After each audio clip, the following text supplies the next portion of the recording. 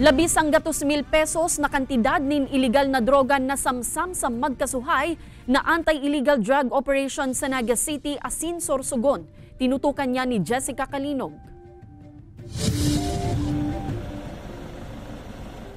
Sa ginibong body search sa 40 anyos na lalaki na residente kan barangay San Vicente, Milaor, Camarines Sur, nadukayan ang tulong sa Sheinin pigtutubudang shabu. Apuera pa iyan sa enot ng nabakal sa iya kan mga operatiba sa ginibong buy-bust operation sa barangay Balatas, Naga City, pasado alas 9 kasubanggi. Kinakarkulong nagkakantidad 136,000 pesos ang nasa 20 gramong iligal na droga na nakuha sa posesyon kan suspetsado. Sa Donsol, Sorsogon, sarong high-value individual ang naarestar sa kinundusir na buy-bust operation sa barangay Tres Maria. Sigun sa mga otoridad, ang 42 anyos na sospek, iyo ang nagsiserbing leader Kantarog Drug Group.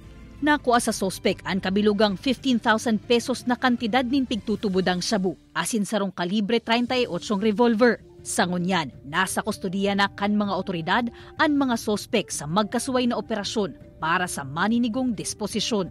Ini si Jessica Calinog, Balitang Bicolandia.